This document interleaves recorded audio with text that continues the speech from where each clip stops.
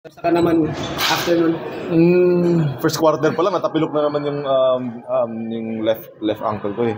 Pero yun nga, okay lang naman siya.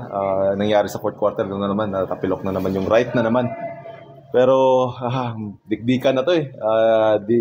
Wala na kailangan irason na masakit. Siguro gamot na lang yung ang pag-asa talaga dito. And hopefully hindi siya gaanong, ang feel ko naman hindi naman siya gaano talaga na masakit ngayon. Pero baka nga adrenaline lang mamaya to. Pero yun nga, yung mga PT na namin yung iaalay ko yung sa mga PT namin sila na bahala. For the record, laro ka on na Game 5 sa Friday.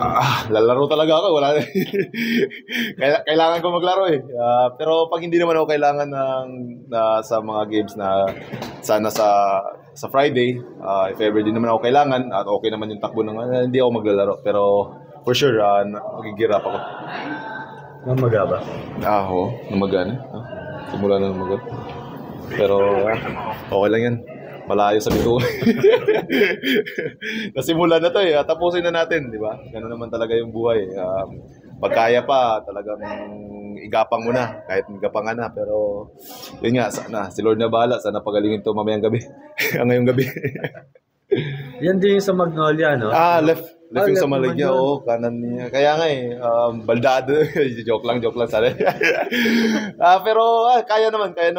Palalo sa mga games na ganito, di mo marason yung mga sakit na ganyan. Amigo, kasi nung nasa bench ka, parang tontuwa ka nung nag-step up yung mga teammates. Yan nga. Kaya nga sabi ko sana, wag mo nyo na maiasa sa lahat sa akin. Marunong naman kayo maglaro ng basketball eh. Di ba? Marunong naman pala maglaro ng basketball eh. Yun nga yung gusto ko. It's a collective effort sa lahat ng mga kasama ko. And good jobs kay Poy na yung composure niya. Kahit napagalitan na siya kay Glenn, kay Kim. Nangyari kay Kim dun sa Game 4. Makikita mo talaga ang composure. Kasi alam ng mga kasama ko kung gaano kahalaga yung ganitong mga laro. Tapusin nyo na.